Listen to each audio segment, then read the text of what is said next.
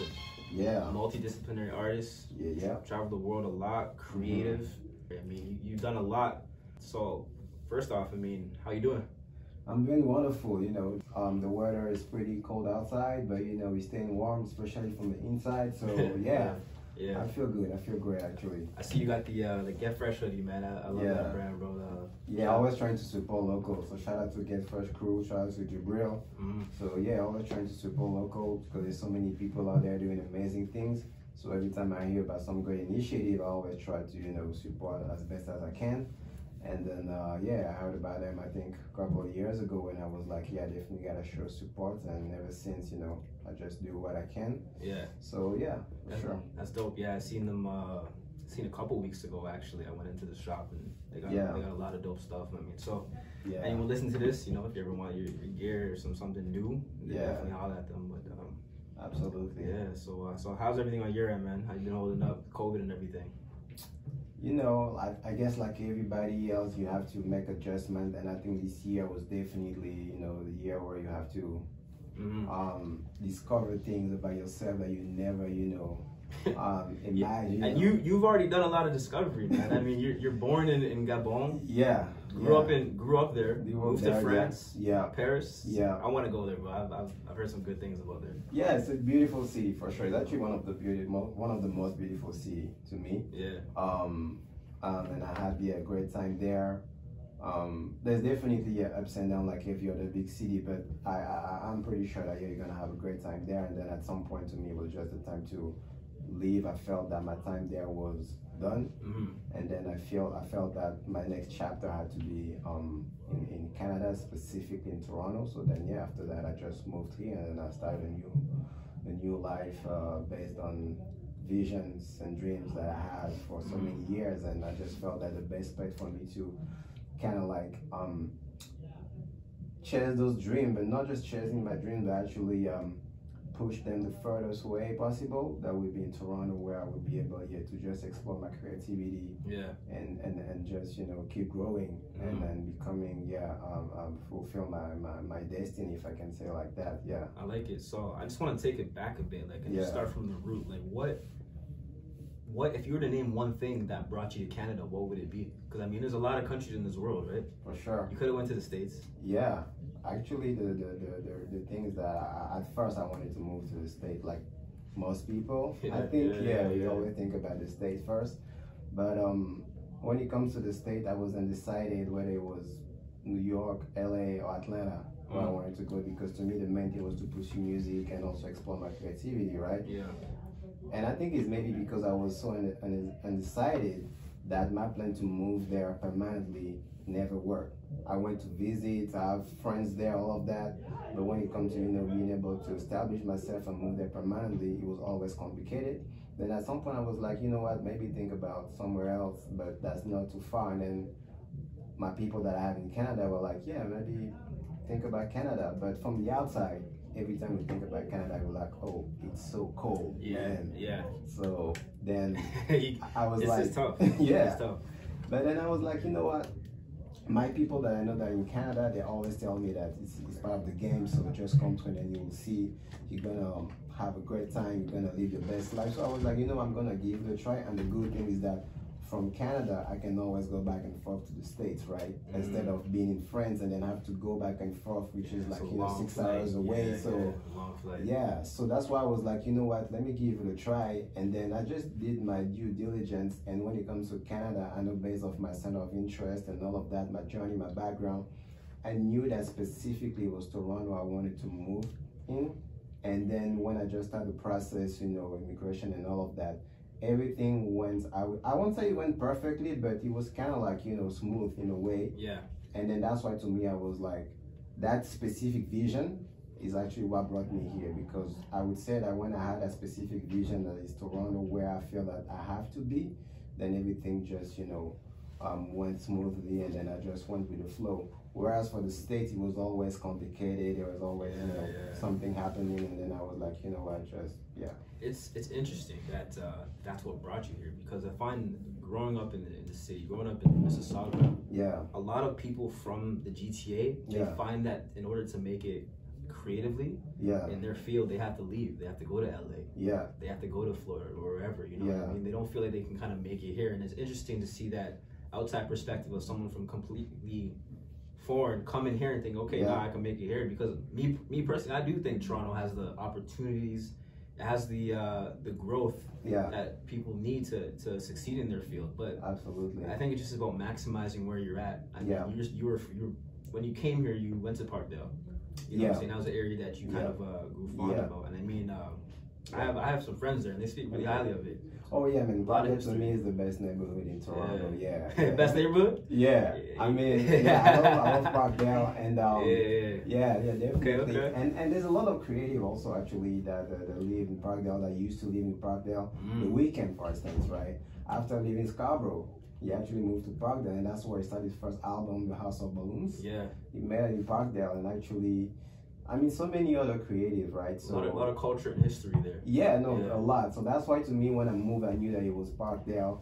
And then I also knew about Scarborough. So actually the funny thing is that I spent most of my time between Parkdale and Scarborough, because Scarborough, that's where actually I have like all my creative connects. That's where I met my first, I would say, connection, notably thanks to Rise, which is like an open mic happening in Scarborough every Monday. That's dope. It's real dope. Yeah, and that's where actually the very first space where I was able to express myself and be myself that was there.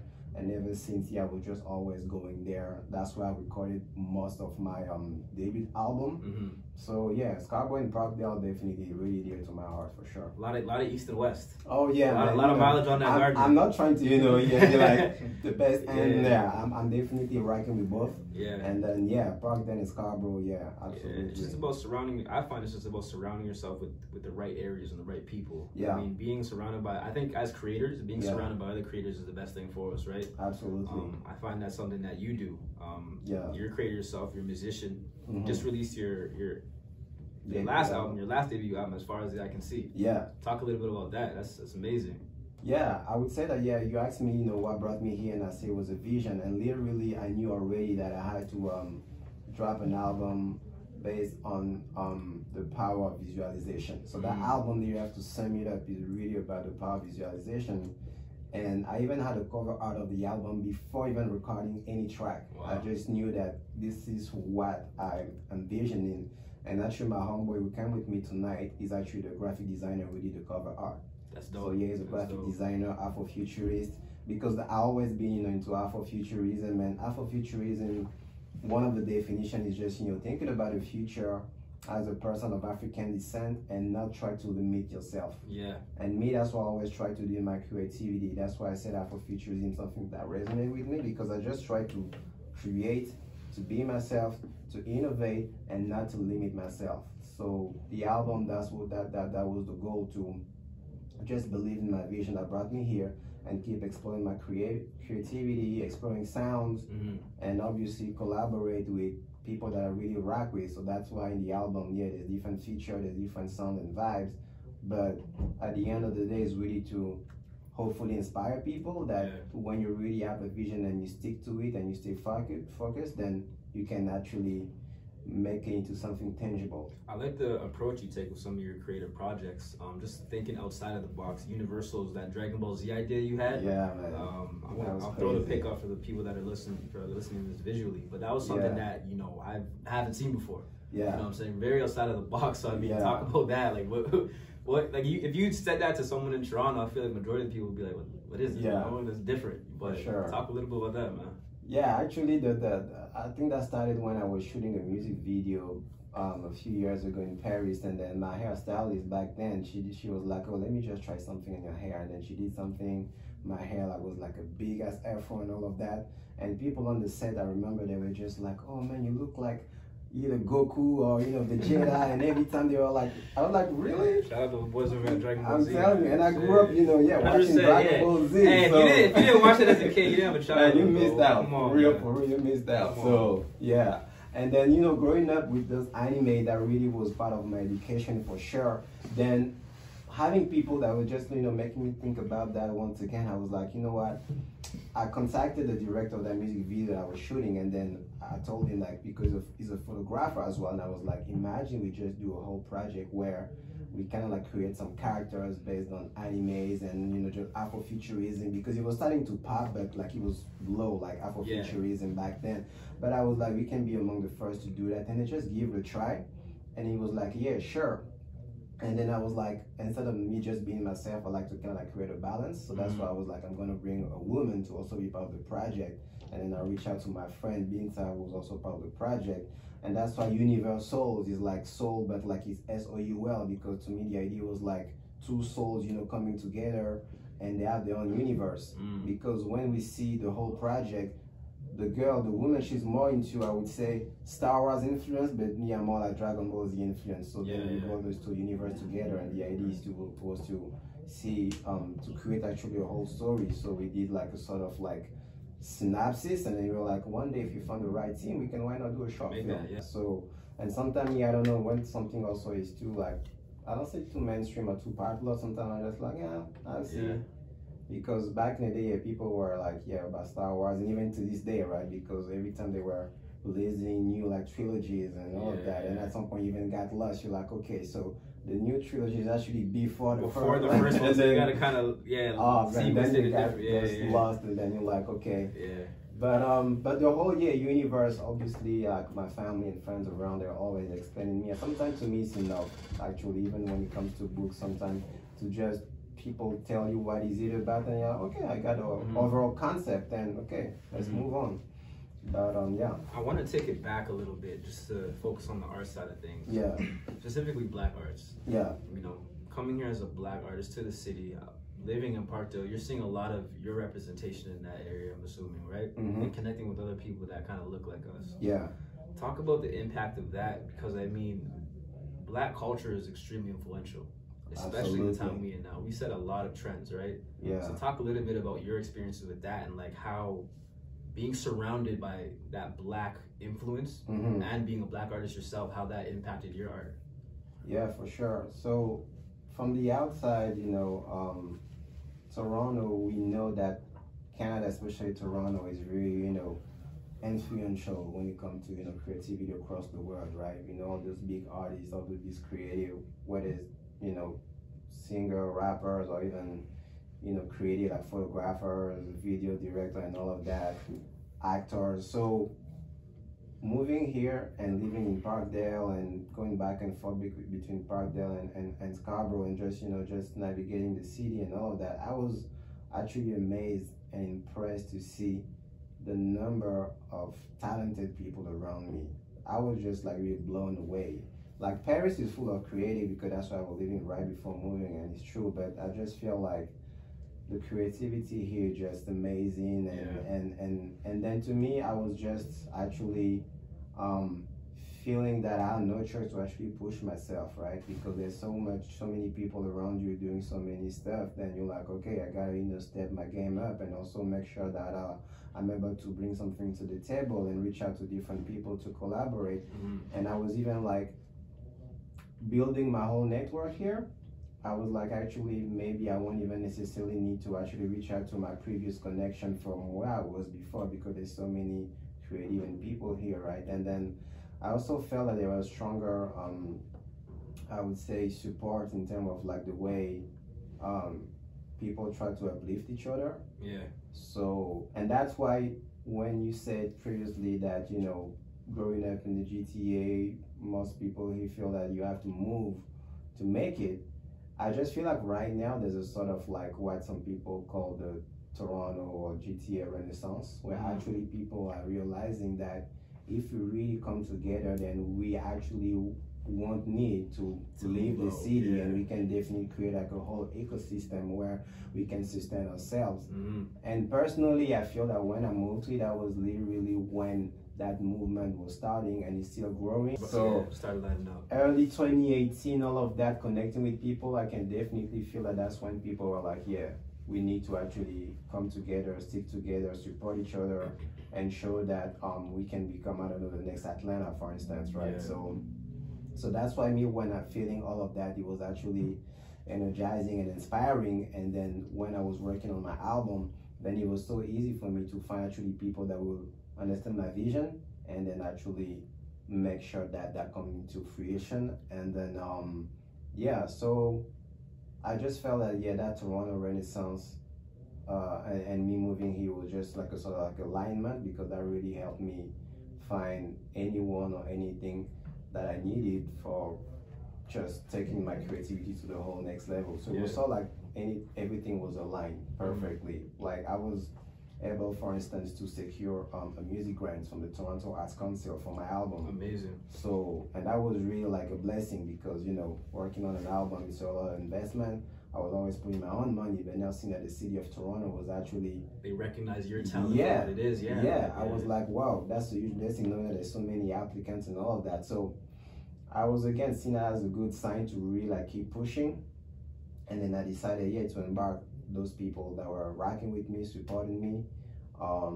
And then, yeah. Sometimes that's all you need, really, because obviously you got to believe in yourself. That's what it all comes down to. Yeah. When you have others in your corner that really kind of believe in you, whether it's from an organization or just the people around you. Yeah. I think that makes all the difference. Yeah, definitely. And I think that's like when I moved here, again, I came with a vision, and then I was always showing people that I didn't come here just, you know, I didn't come here to chill. Yeah. And every time that people were seeing me or talking to me, that's something that will always come in. It's like they will feel that I'm okay. This guy is going somewhere. He's going places. He's motivated. He has like a plan. And I think when you hustle, you cannot cheat, you know. Yeah. And then people will feel that. Good things come. And then naturally, there will be people that will gravitate around you with the same energy, and then they will want to uplift you, right? And that's literally what happened to me. It's interesting seeing so many creatives in the city kind of pursuing their art, because I feel like Canada, we're a really, really fortunate place to live. Especially being born from here. I was born here, obviously, and I recognize my privilege being in Canada. Yeah. So you being from Gabon and living in France, and coming here, do you notice any differences between our environment and where you're from originally? Because like, I think to take advantage of the opportunities here is what should be done.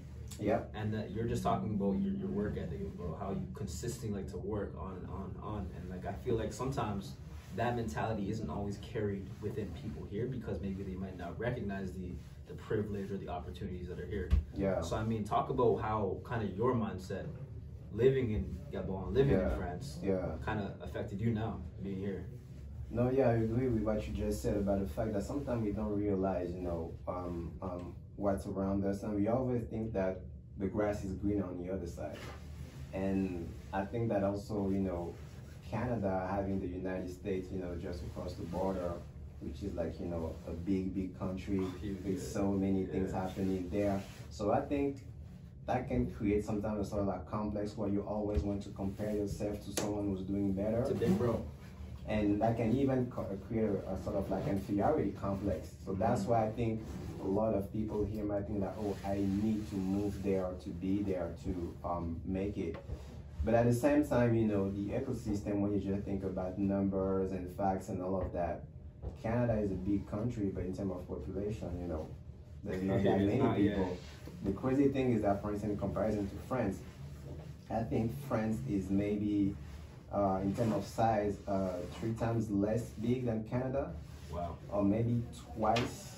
But in terms of population, we have 3 times the population of Canada. Yeah, so it's way more dense. Oh man, way more dense. When I was in Paris, like I remember when I moved here, one of the first things I would tell my people is like, guys, I feel like I can breathe. You swing your arms finally. Yeah, I'm telling you, like this space here, I won't complain. Even the traffic, I was like, man, go to Paris and see the traffic in Paris, man. You're gonna go nuts. I heard maybe not in Paris, maybe it was like the UK, the lanes are like super thin. Is that in UK and France? They have like lanes that can be like super small sometimes. So no, I was like, the comparison, so definitely he is less dense. And also one of the main elements is that and especially when it comes to, for instance, countries like Gabon, right, is that there's definitely way more support from the system, I would say. It's not perfect for sure, but here in Canada, I feel like there's way more support from the system. And again, I think you need to really realize the privilege that you have.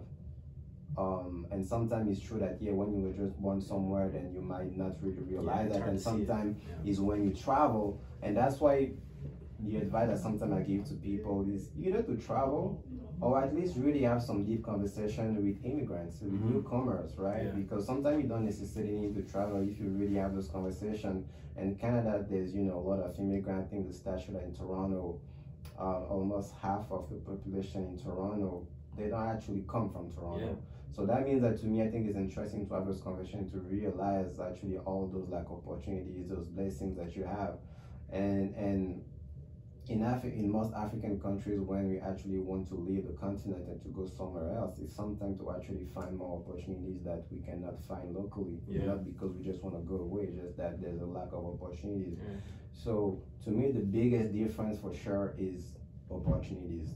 If I can sum it up, is that I feel like in Canada, there's like way more opportunities that when I was, for instance, living in France, or when I was growing up in Gabon, right? And that's the main reason I moved, because I was like, I want to get more opportunities to just keep, to grow and definitely bring something to the table, because the opportunity is not just like, you know, coming and taking. It's always, you know, you bring something to the table and you give back. So that's why, to me, when you see me, for instance, supporting local brands, all the documentaries that I did last year, all of that is really to always give back and show that I'm bringing something to the table, and I can not just taking. Oh yeah, you're not coming to Thanksgiving and just taking what's on the table. Exactly right. So and also I think that will also hopefully show those local people that are born and raised here that this country is actually okay. It's far from being perfect. I don't think there's any perfect country in the whole world. But at least maybe they're actually gonna be more open to actually those opportunities that are here, and not just always like wait to go somewhere else to realize themselves, right? It's really interesting because I'm such a big advocate of traveling like you. I think when you travel, you give yourself a base of reference, because you, like you were saying, sometimes you might not recognize the opportunity that you had. Once you go somewhere else, you're like, damn, it's really like this over here. Shit, I'm trying to go home now, because now you're like, you have that appreciation and whatnot, whether where you went to is better or not. But kind of touching upon like that grass is always greener on the other side. That mentality, I think really stems from like a futuristic approach where you're not really present. You're always thinking like it'll get better long term without really appreciating where you're at right now. I'm reading a book right now. It's really amazing. It's called The Power of Now.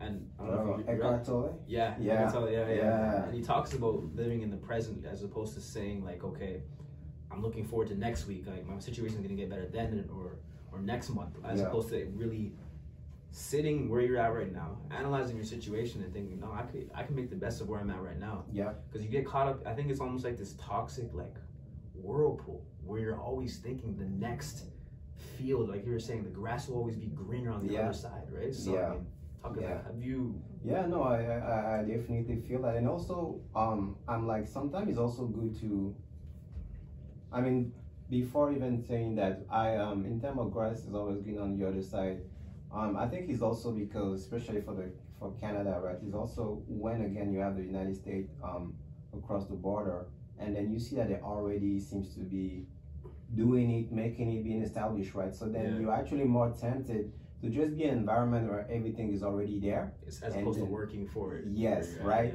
But then I think there's also a good thing where actually you build that new environment where you are, because then you're gonna be about, you know, the architect, and you can be like, I did that, I was the first. So to me, I think that's actually a very good opportunity to be among, you know, those trailblazers, those pioneers. And then but it's definitely a lot of hard work, because, you know, building something that might be a lot of, you know, require a lot of work, instead of going somewhere where everything is already there, right? The path is already shoveled. So I think it's about, you know, finding a balance between and all of that. Sometimes it's even just, you know, going somewhere and then you bring back you that knowledge, so that you can actually build faster. So I think it's about just finding a balance. And also when sometimes, you know, can be sad in the sense that if you feel that it's when you leave and then when you come back that people actually give you more respect and more credit. It's weird, because that's the thing. That's something that happens here too. A lot of times to make it in Canada, you have to get the state's approval. You have to go to LA and get their credit, come back, and then for some odd reason people respect you here. Being from the GTA, a lot of times there's this rhetoric that people don't support people here. You play your music, no one's gonna repost it. You put your art out, no one's gonna retweet it. There's that rhetoric, and it's so common, but I think it's different for everyone. I'm like, the way I see support is like, support won't always come as a repost or a retweet. Support will come as honest advice. And I'm not gonna go and lie to my friend to make him feel better just so it comes off as support. I'm gonna tell him the honest truth so he could better his art. And sometimes that often gets confused with hate, or you know, he doesn't like what I'm like. Nah, like sometimes honesty is the best support you can give someone. Absolutely. So talk about how the support scene was for you being here in that Toronto area. I think sometimes it's good actually when you don't know actually some facts or some things or some context when you want to do something, right? Because then you're just gonna stick to your original plan, and you won't mind those information that might actually be, you know, negative. So me actually, when I moved here, even though I did my due diligence, knowing as well as possible where to go, the places, the people, and all of that, it's true that mentality, I wasn't aware of that. Even like the Screwface Capital, I was like, Screwface, that's some real shit. I'm telling you. So that means that me being just like, maybe it was a sort of like honeymoon phase. But I remember that every time I was talking to people, they're like, most of the time they're like, you left Paris to move to Toronto? Really? And they're like, we are trying actually to leave the city. And every time I was like, why? And then the more I was talking to people, then I was like, okay, I get that. But at the end of the day, I was just focused, and I was like, I came with my vision. I have a plan. I'm just going to keep going. So I wasn't really minding that spirit that I find to me was actually dying, and the one that was actually coming up was that one about the Toronto Renaissance, right? So I was more focused about those people, those vibes where I feel that people are just trying to support you, to vibe with you no matter what, instead of just, you know, paying too much attention to, you know, being those vibe or those people that might be stuck in the old ways. So I was just, moving forward and being focused, sticking to the plan. And that's where I was actually able to find some people that was also having that mentality. Because again, that was a sort of like energy that I was trying to keep. And naturally, I had those people that are also thinking forward, where they were like, not only be in and now, but also be like, we know that Toronto, if we keep that positive spirit, maybe in 5 years, we're definitely going to be, you know, more important. Exactly right. So that to me, that was the spirit. And then naturally, I find some people amazing, because when I moved here, I literally, like, I knew nobody. You didn't, like, you came here by yourself. I came here by myself. That's a risk. Nobody. That's a huge risk. But that's, you know, that's not. I like that though. I like that. There's that quote that said that, you know, when you leave your comfort zone, that's where the magic happens. Facts. And I'm telling you that since the day I touched down here, everything was always about magic. The places I would go, and then the people that you will meet that seem to be perfectly aligned with what you're trying to do. You meet someone and they tell you, oh, you should go to that place, or reach out to that person, or that's what you want to do, or I got this guy for you. Oh I'm telling you, everything just went that way from day one. It felt right. So I just felt like the universe was always sending me signs, and I was just like, you know what, let's go. That's amazing. So that's why when people were telling me about that spirit of like lack of support, I was like, you know what, let me just stick to my plan. And I know there's some people that are also in the same vibe as me, thinking moving forward, and also so then I just stick to that, and I just I kept my focus on that type of energy, right? So I think it's important to just be focused on what you really want to see manifest in your life, and then give most of your energy to that. Otherwise, you know, you're just gonna get drained and all of that. So a lot of hoopla. I think as an artist, you're gonna have criticism. People are gonna have their opinions on you, right? So I mean, and I think another thing to focus on too is like, all advice is not good advice. Absolutely. You know what I'm saying? Because, so I mean, as an artist, you're probably having people, do this instead, or do that. Like, how do you navigate that? Because you never really know exactly where it's coming from. I try to be a good listener, so most of the time I can be like, I hear you, or listen, but you don't want to disrespect them. Right? You don't want to, like, always, like, you know. So I'm like, because everybody, especially nowadays, always a critic. They always have something to say. So what I was saying about it's really important to just that people nowadays, they like to the advice always give advice and be a critic, and because that's the easiest role to play. Just be like, oh, you should do this, or you should not do this. So people will always have something to say, but I realize that there's two things, right? That's one, they don't always know exactly your journey, where you're coming from and where you're trying to go. And two, you don't even know also what is their real motive behind what they're doing. Yeah. Because some people, they will give you advice because they really want you to succeed. Yeah. But some, that might be for some other reasons. So, and sometimes it can be hard to make, the difference between the two. So that's why in most cases, I'm just gonna listen if I can, and then if that resonates with me, then I might maybe take it into account. Yeah. And if not, at the end of the day, I will always follow my gut, because I know that I will be the only one to blame if ever, At least you could put it on yourself as opposed to pointing fingers at someone else. Because I don't think that anyone that's a critic can be like, if that doesn't work, they're gonna be like, oh bro, it's my fault. Yeah. I don't think so. Hell no. They disappear, Yeah, 100%. So that's why I'm always like, if I have to do something, I'd rather follow my gut, and even if I fail, I'm gonna learn a lesson and then apply it again until I succeed. But if you sometimes listen to people, then you will never really know actually who you are and what you really want to do, because so many people, they always have different things to say. Yeah. And art and so many things are so like subjective, right? Extremely. That's why maybe what is not for that person maybe might actually be for some other people. So then who you want to give more importance to? Yeah. So that's why to me, I always try to give more importance to the people that I feel that they are genuine, that I feel that they really want to see me win. Yeah. And that they are not like scared of my growth, because sometimes, people want to see you do good, but up to a certain level. Yeah. And they want to see you do good until it's not better than them. Yeah, right? Like, so sometimes also I felt that, because again, when I moved here, literally sometimes with people like, yo bro, like we thought that you were here for like 5 or 10 years, and they were like, what you've been able to do, like let's say in 1 year, for instance, they were like, bro, it took me like maybe 5 years. Yeah, so then at some point, like, am I moving too fast, or just maybe too fast for some people? That's the thing. So then at some point, do you want to focus on those people that trying to kind of like to tell you to slow down, or those people that actually want you to keep pushing? Growth scares a lot of people, I find.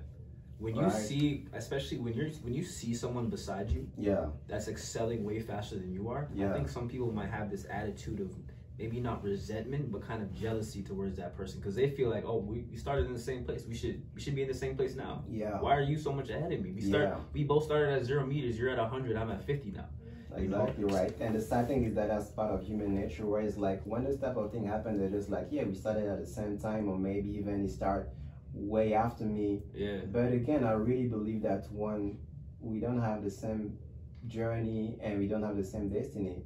Facts. We are all unique, like even genetically, that's pure science. We don't have the same genes. And that's our power, right? Like, so how come we don't even have like the same genes? We don't necessarily have the whole exact journey, and you want us to have the same destiny and the same, growth. I'm like, that doesn't make sense at all. So that's why to me, I always just try to focus on those people that actually, when they see you growing, they really want to actually push you and be like, no problem, I'm gonna help you, and just let me know, and really give you feedback so that you can keep growing, instead of like kind of like, refrain you from being yourself and reaching your full potential. And to me, that's why I think relying on your gut is really important. So because sometimes you're also gonna make mistakes, you're gonna trust people, and then they're gonna disappoint you. Yeah. But at the end of the day, as long as you're still alive, then you live, you learn. Yeah. So I won't say that everything was like perfect in terms of like finding the people, but at the end of the day, I think I was still able to really trust my gut. Yeah. And knowing that I didn't come this far to only come this far. Big facts. I'm a big believer. It's like if I'm not learning, I'm losing. You know what I'm saying? If every day, like it's not. It doesn't have to be. By learning, I don't mean like get in a textbook and learn a theory or something, but like every day at least try to learn something. You know, whether as small as it could be, I learn something, right? So absolutely. From your experiences and what you've done so far in Toronto. You talked a lot about collaboration. Working with certain people and organizations. One of those was the RBC Launchpad collaboration. I've seen that pop up recently. They've done a lot of big things in the community. I want you to talk a little bit about their impact on your creativity and art. Sure.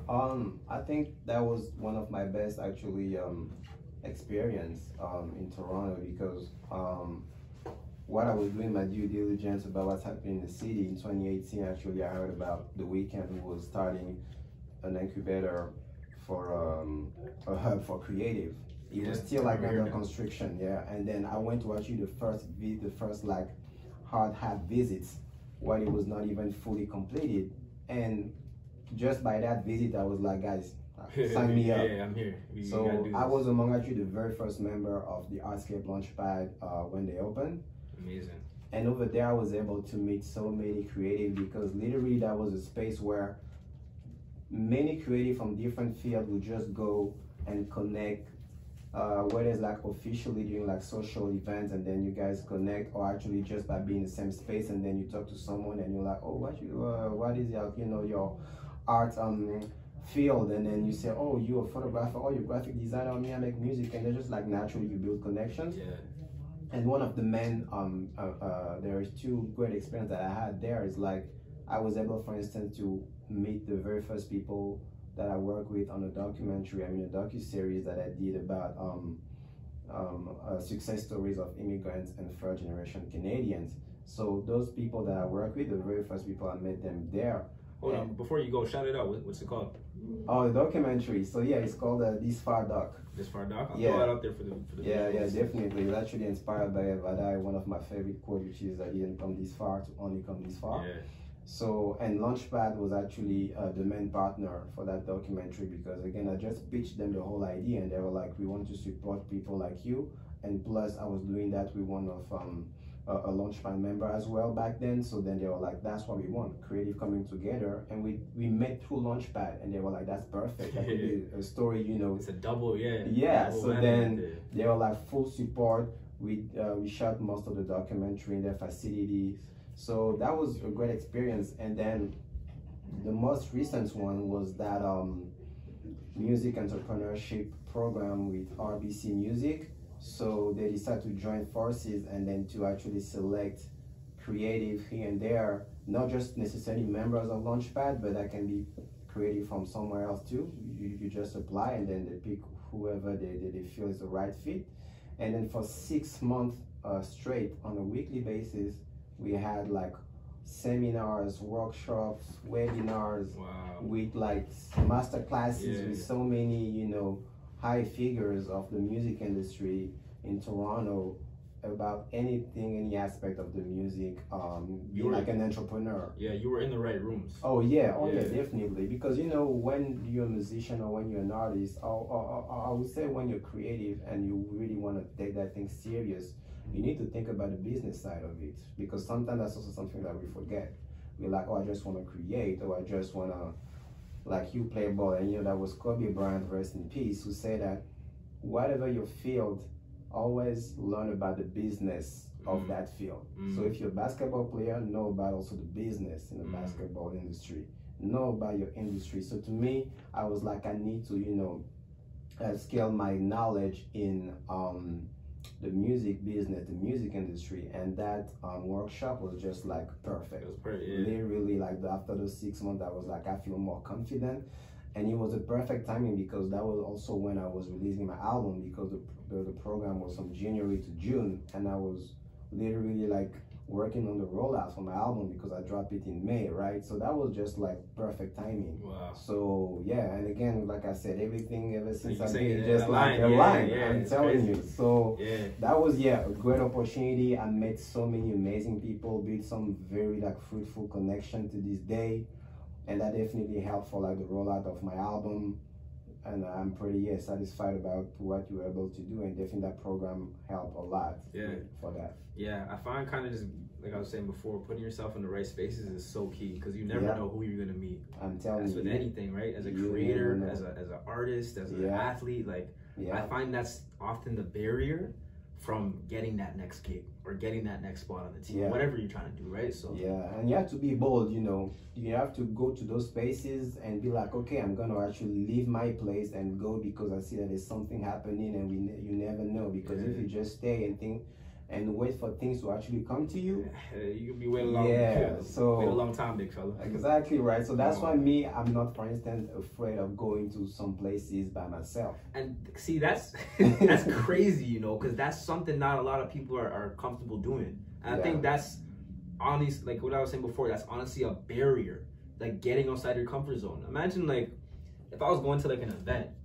whether it be like going to the club or just something like casually, like I would link my friend like, yo, you trying to come? Or a couple more other dudes, you trying to come? Yeah. But to have that confidence to honestly pull up to something like that by yourself, make those connections by yourself, that is crucial. I'm telling you, right? Because like, even if you're an introvert and even you're a shy person, sometimes just be in those spaces, you might even be just minding your own business, but someone will come to you and start talking to you, and sometimes that's just enough. So you don't need to be like extroverted and all of that. No. So yeah, me, that was always that. It was like, okay, I see that there is an event, there's something that seems to be interested, I'm gonna find a way to go there.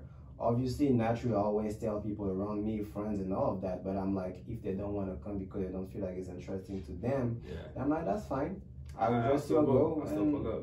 So sometimes I will even go to like 3-4 events during the same night. Yeah. And that's where, you know, people are like, this guy is really motivated. And again, that's where you find people, because they're like, I always see you at those events. No. So that's why they were like, this guy, I know is going places. Yeah. It's interesting because I think a lot of that has to do with being your own self. Yeah. And what I mean by that is you're not relying on other people's, whether it's their opinion, their presence to make you feel comfortable in any type of situation or room you're in. Yeah. Going to a situation like that, you know, by yourself, it forces you to really come out and say, yo, no, like I'm comfortable in the situation. You know what I mean? Like I'm not here. I don't need my friend, or I don't need my other dude to come and help me talk to this person or whatever it is. You know what I mean? So because it's your life at the end of the day, right? You have to take the lead. You have to be the main actor, right? It's your life. So that's why to me, I'm like, okay, I would love to have like my dudes around me, but then if sometimes it's also something that maybe they're not really into, I can also force them, right? Yeah. So to me, at the end of that, I think support can come in many forms. I think you say that. So sometimes you expect that, oh, if you're my homie and then I want you to support me, so that means that you, for instance, need to do that. But sometimes I'm just like, I'm gonna take whatever support you're willing to give to me. Yeah.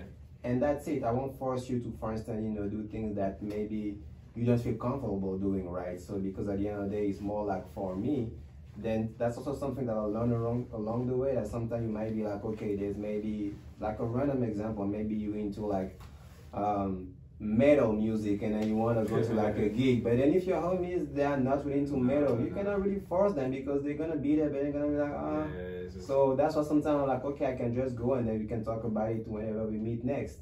And then by telling them how it went, and maybe they're gonna be like, oh, actually, next time let's go together. And that's what also happens sometimes. I was like, I go myself, and then the next time they're like, oh man, that looked amazing. Let's go this time together. I want to add on to that because I seen something the other day that talked about how at least once in your lifetime, try something, whether it's an activity, a skill, anything, try something that your friends think is weird or effed up. You know what I'm saying? Even though you think it's cool, like deep down you think it's cool, but because your friends think it's weird, oftentimes a lot of us, we won't even try to explore. I agree. You know what I'm saying? But I think trying to take that leap and doing what you want, not caring about what they think about, whether it's like a music or a skill, whatever, try doing something that your friends think you just, nah, like, I'm not rocking with that, bro. It's okay. All right, you don't have to rock with that. I'm gonna rock with it though. Yeah. You know? So. And I always been the weird guy in my friends most of the time. I remember when I was still living in France, I actually went skydiving. Oh man, that's I'm offside. I can't. Nah. Man, and imagine you tell your friends, guys, let's go skydiving. They're like, bro, like that's crazy. I don't want to die. You can bungee jumping too, but that's nah, bro. I'm telling you. You did that. You wouldn't do it? Yeah, ask me in 10 years. Okay. No, that was actually one of my best experience ever. Skydiving, man. I was crazy. I was thinking about there was two things I was thinking about. That quote that said that I think it was one of the monitors who said that when you skydive, then you will understand why the birds sing when they're flying. And I'm telling you, that was so powerful. Yeah. But it's true that definitely, you need to be very bold and because like if you messed up, then you know you can literally die from it. 100%. And plus the one that I did, it was even not those one where you actually have someone jumping with you. You did it by yourself? By myself. Oh, you're not.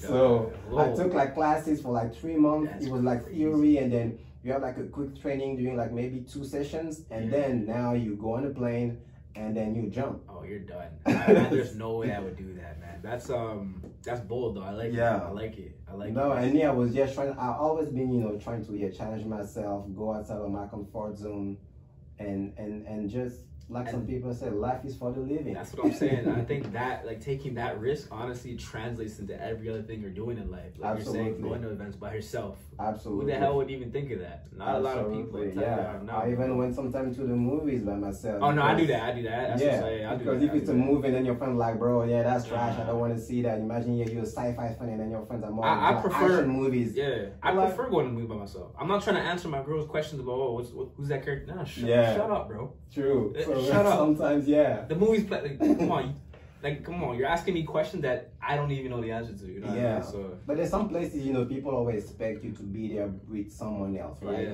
Movies, when you go by outside, they might even be like, bro, are you okay? So are you waiting for someone? So it's funny. There's a fine line between like what's considered normal, what's considered weird. Yeah, I mean, it's even to the club. Like imagine you go to the club and you literally like alone, right? You know, people are gonna be like, okay. I've seen that before. So who's your friend in the washroom? Right. So, but me, you know, sometimes I just feel like when again it's really my gut. I'm like, if I feel like there's gonna be something interesting, it's gonna be worth it. So I'm like, okay, I'm gonna give it a try, and then let's just go. So that's amazing. And every time, I don't think that. I cannot even remember one time I was like, damn, I should have not done it. You never regret it, right? No, never. Never. You always learn something, you always gain something. And again, I just feel like people that you're gonna meet there, that you meet there, they feel that energy that you're bringing. Like they're like, oh, okay, you came in by yourself. Oh, okay, all right, you're doing that, all right. And then they really want to push you and all of that, right? So me, even before moving here and all of that, is really people that saw the way I was so driven, that really actually pushed me, and they were like, you know what, let's go, let's try to support you and all of that. So and I'm really grateful for that, because, you know, I came a very long way, and sometimes I might seem to be, you know, that guy, very determined and extrovert, but it's actually kind of like some tragic event that happened when I was a kid that made me realize that actually I'm gonna have to rely on myself first. Yeah.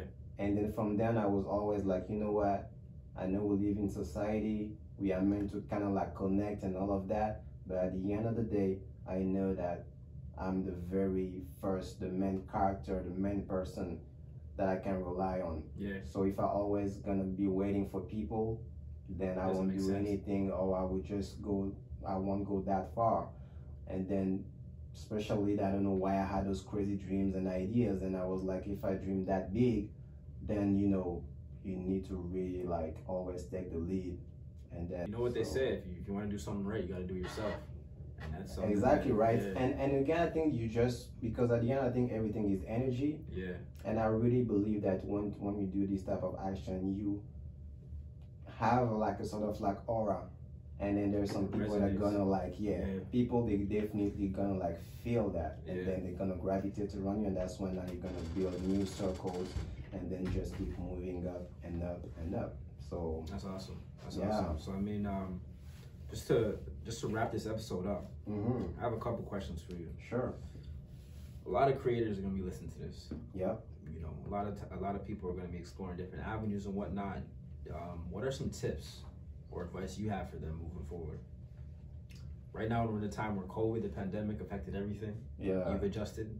So have they. I mean, so having your experience, what are some things that you can tell them to say, okay, now I think the very first thing I would say is believe in yourself. That might sound cliche, but I would say believe in yourself. And actually, what I would say is actually still believe in yourself, because right now, with the COVID, right? So then we might actually question everything now. We might actually think about stopping some activities, some dreams, and giving up and all of that. So I think the first thing to realize is that, one, you are still alive, because this year we lost so many people. A lot, man. Yeah. And being still alive, that means that you still have a purpose. There's still a reason why you're here. So I think you need to think about that and then stick to it. Keep finding that reason, that purpose, why you're still here, and then stick to it. And even if you had to make adjustments, that's what everybody, you know, had to do this year, whether you like it or not, right? So you're not the only one in that situation. So I would say, as a creative or an entrepreneur and all that, I would say maybe first go back to the essential.